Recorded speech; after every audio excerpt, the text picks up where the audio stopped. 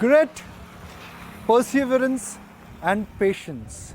All three things which really define Sanjiv Puri as an individual. His tenure as chairman of ITC has been full of twists and turns. When he took over as chairman of ITC, the tobacco stroke the cigarette business was plateauing. The FMCG business did not reach scale and size. The paper business and the hotel business was going through a cyclical downturn. But today, ITC is firing full cylinders. The shareholders are mighty delighted that the stock is at an all-time high. Return ratios are speaking for themselves, and he's managed to turn around most of the businesses. So what is the secret sauce? What is the binding force which is connecting ITC, a diversified Indian conglomerate? And we are here at a mega factory of ITC to understand that really the journey and the process and how ITC is becoming future ready. Welcome to See You at Work. I am Nikunj Dalmia, and ET Now is coming from a mega factory of ITC.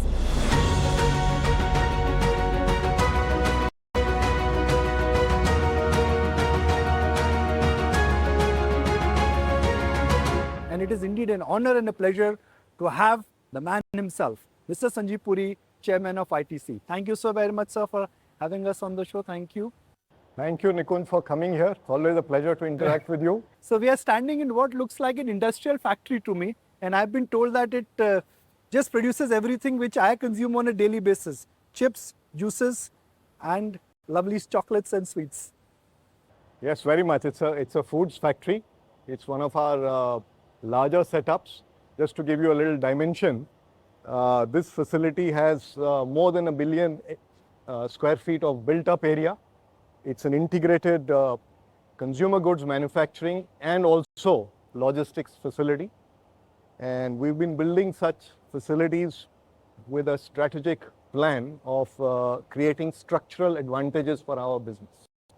And from this facility, for example, and such other facilities, we have multiple dimensions of such structural advantage. First and foremost, to win in the market, our strategy has been around product differentiation, product quality, and product quality is very, very critical to us. And also being able to deliver to the consumer at the lowest cost. So let's first look at the big picture in terms of the revenue. The tobacco contribution is coming down, other businesses are moving higher. The tobacco business contribution is less than 40% now. As the chairman of ITC, are you satisfied with this kind of a diversified mix, or you need to bring the tobacco revenue further down as percentage of the total kitty? So, you see, you're right.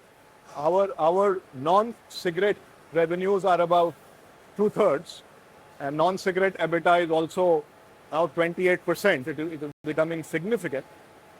And all these are growing faster than the rate at which the overall company grows. And today 80% of our capital employed is actually in the non-cigarette sector. So that's where the investment is. So from our perspective, it's about providing industry leading performance in each one of the segments. That is the objective. It is about leadership in every segment, not merely because of size, also on account of product or the services. We want leadership. So where we are already leaders, the idea is, can we progress further? Where we are not leaders, we need to become leaders. In some of the newer businesses, some categories, we may not be leaders. The idea is to become leaders there. So that's the way we look at it. But because the opportunity and our investments are aligned towards the newer segments, naturally over time, I think they will grow faster. They will occupy a bigger salience in our whole kitty. So, Mr. Puri, when the FMCG business of ITC was incubated, everyone said the cash flow of the cigarette business is going into a low margin business. And if the FMCG business is demerged, the ITC tobacco business will be re-rated. But do you think in the future, FMCG business, the fact that it has got incubated, will actually add more value to the shareholder rather than dragging the return ratios down? Yeah, FMCG is a sector that has got immense promise in India. Given the per capita incomes, given the penetration level, we've got immense potential. We have in fact crafted a portfolio, and we are building a portfolio where there is huge headroom to grow. Analyst points out that we have the largest addressable space of 5 lakh crores by 2030. That's in what we have. But as we go along, we will add more things also. Right? So it's a continuous process. So there is huge headroom to grow there. And it's a business that we have into in many spaces. Foods is our largest space. We are also into stationery. We are also into agarbattis. We are also into personal care. So there are many dimensions of growth we have there. And we believe that this will be certainly be a lot more value accretive with passage of time. We have seen in the last medium term itself that not only has the today our size is 1.5x of pre-COVID. Over a medium term, our margins have expanded by 770 basis points. ROCE has gone up by 1340 points. And we are not there. We are not done as yet. The journey continues. We believe that we will expand margins by, aspiration is 100 basis points every year. So there's a lot of opportunity there. And we have laid a strong foundation with our trademarks, with our innovation capability, with our digital capability, with our distribution highway. We have not really tapped the potential of exports. We've just started in the short term to put the distribution apparatus in place. So some of your brands can actually be exported, the one which are made in India. We are already exported to 60 countries. But the headroom to grow is huge because it's early days. So just to bring that point again on the FMCG business, you are in the top quartile, certainly top 3 in terms of top line. But in terms of profits, you are not there. In terms of margins, you are not there. When do you think you will be able to reach the top quartile from an industry standpoint? 3 years, 5 years, or more than 5 years? So let me give you a little perspective on this. Our FMCG business includes a lot of gestating costs for facilities like this, which are designed for scalability, incubation of newer brands. There are certain older brands that are big, and because the older brands are able to make more and more surplus, they're able to offset the gestating cost here. So we are improving, and we will improve by 100 basis points every year. Okay. And what is it that will? I think one more important is what is it that is going to give us this 100 basis point? On one hand, it is premiumization. Okay. And what do I mean by premiumization? It is about premiumizing within the same category. Examples being Fiamma Naturals range. Examples being Chocofil's Desert collections. Chocolate has become that big for you? Yes, it's a big brand. It's a big brand, and we also have a Desert collection now. Okay. Then it's about using the large brand to address more value-added adjacencies. Dark Fantasy is also into milkshakes. Ashirwad is into frozen breads. It is into fresh paneer. It is into ghee, and so on and so forth. It is into rava, besan, vermicelli, all value-added adjacencies. And the third piece is, India has also become a very aspirational society. Yes. Yeah. Bharat is premiumizing. So here it is the challenge here, because the requirements are low there, is to have that kind of supply chain to be able to service Bharat with premium products, and yet, because largely they are food products, to make them remain fresh. So we've got some innovative supply chain solutions there. And the cost side, also we are pressing the accelerator high. One is, of course, naturally with the economies of scale and scope we will gain.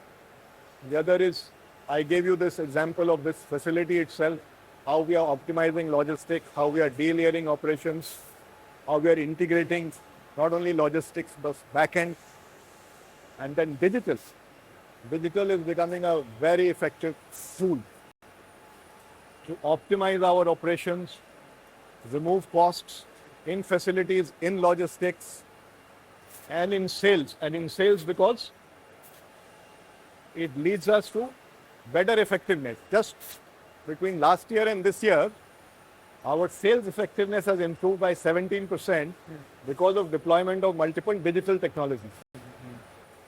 So there are many things that we are working on, and we will. The pieces are all coming together. Yes.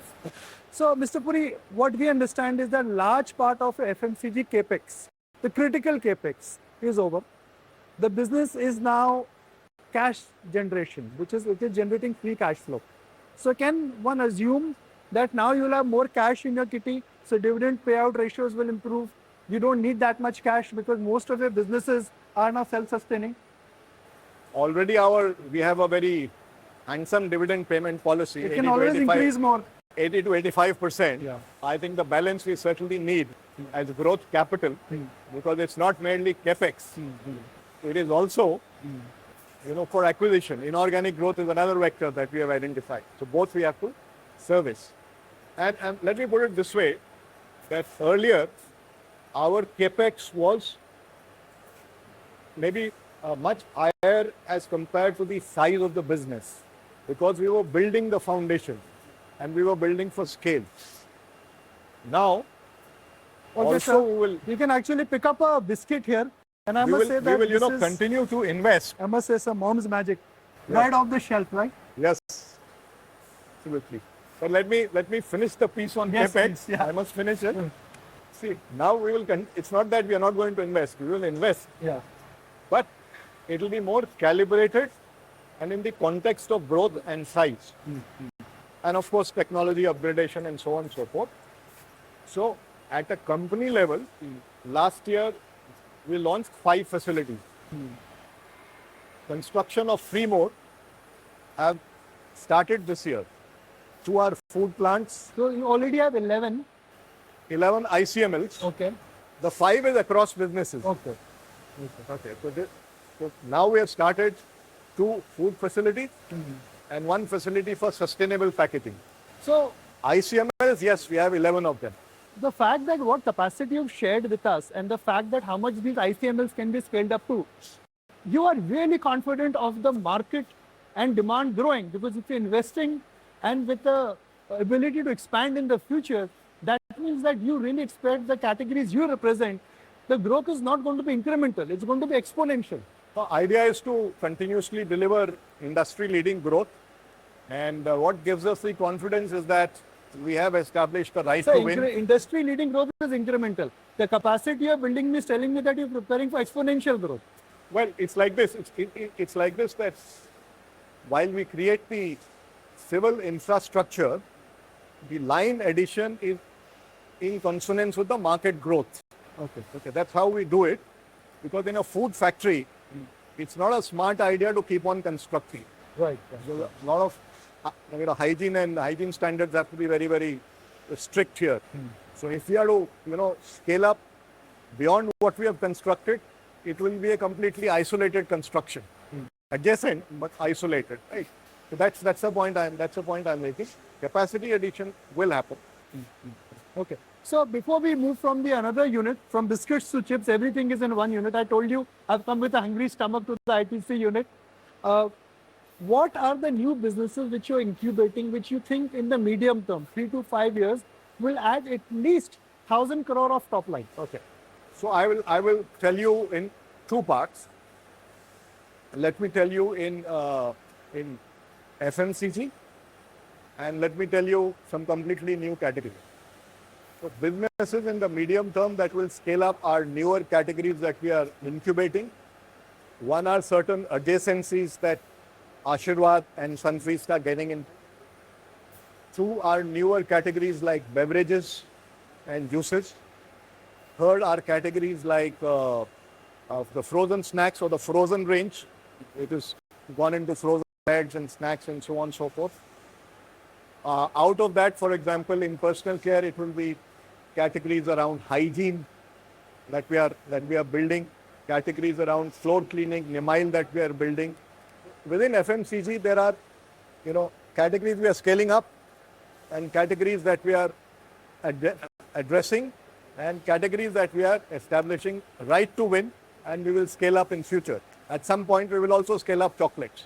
Right now, it's in incubation phase. Outside of what we are doing today, but it is in a way connected to our enterprise strengths.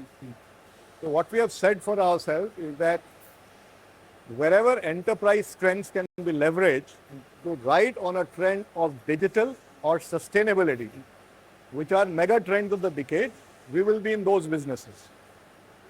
So there are three we have already started executing with an encouraging start. One is what we call ITC Mars, which is a platform, a digital ecosystem to empower farmers, usher in next generation agriculture, adds to competitiveness of agriculture, competitiveness of foods business, and on its own, it's a business model. That is one. The second is sustainable packaging. The world is moving away from plastics. So we are already in the market with products that are made out of board. Now we are investing in a plant to make molded fiber-based, plant fiber-based products, complex, highly engineered shape. The coffee cup is going to be not made up of plastic, it will be made up of a plant extract. That is already done. Okay. That is already done in our paper board. Okay. The only thing we have done is we have replaced the poly coating with a bio-seal. Okay. This will be a completely different category altogether. Completely eco-friendly. Completely plant-based fiber. Plant-based fiber. The third area we are looking at, again, synergy between foods and hotels are our cloud kitchens. Interesting. Very interesting. We have four cloud kitchens in Bangalore, 4 brands, okay. 17 kitchens. Okay. So you can put it 4 into 17 outlets. Okay. Done quite well. Now we have decided to build the tech stack, okay. prepare ourselves and take it beyond Bangalore. So all these businesses, I think, have got potential to be over time big businesses. And they can potentially add 500 to 700 to 1,000 crore turnover in medium term. Yes, all of them have the potential. All of the potential is there. So Mr. Puri, let's divide the businesses into a curve. That's what business cycles are. They start young, they reach a teenage growth phase, then mature, and then they start declining. Tobacco, which phase of the curve you are in? See, as far as tobacco is concerned, it is certainly a mature business. Let me explain it. You see, legal cigarette consumption is only 8% of the full basket in India. Illicit is equal to a third of legal industry, right?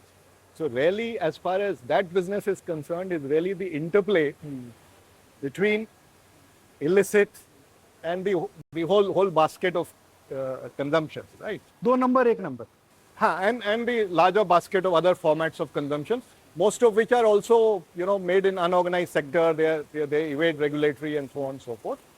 So it's the interplace. In a stable taxation situation, we have seen, not only in the recent past, but earlier also, that the industry is able to claw back and industry is able to grow. So that's the determinant of that. You see, last year we know, if we go back to 18-19 also, when there was stability, revenue went up of the government went up 10%.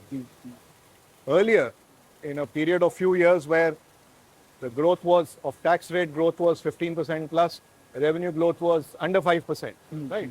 Because that time illicit took a jump. Okay, so I think it is really that interplay that will determine how much or this category will grow. But remember, it is only 8% of tobacco basket consumption. And in stability, evidence has shown, data has shown, some gain to legal industry, as you said, number 2 to number 8 happens. But do you see that change, which has happened over the years, 1%, 1.5% every year? Can that be suddenly 3-4% because of government intervention? We understand number of raids and other checks and balances are in place. Could there be 3 years of very rapid market share? For example, when GST came, a lot changed for the unorganized economy. Do you see that change happening in the tobacco industry? With stability, and also, I think I must also congratulate the policymakers for the focus on enforcement. I think deterrent actions both of this are certainly aiding the growth of the legal industry. Now, in that situation, I think industry will grow. Okay, the hotel industry boom like never before, occupancy rates like never before. Sanjiv Puri has said at the AGM that we will divest the hotel business at the right time. And when there is a boom time, it's always a good time to divest. Why don't you divest now, sir? First of all, let me first say that I didn't use the word divest. I said alternate structure. Okay. We are not exiting the business, right? Because it is important for us also from a synergy perspective. There's a lot of synergy between foods and hotels, for example, right? So we are saying we will look at an alternate structure. We held it back during COVID period. Once the COVID is over, we have said that it is back on the table in line with industry recovery dynamic. And some time back on a similar question, I had said, yes, industry has recovered, so it is very much on the table and it should, it will be taken forward maybe in a couple of quarters and things like that. So it is very much on the table. And let me also tell you that besides the synergy, let me also say that while the hotel industry is doing well, I think the opportunity in India in tourism is immense. Economic multipliers are immense, and for the first time, the Honorable Finance Minister in the budget brought out a very clear vision, very powerful vision of creating 50 centers of excellence. I think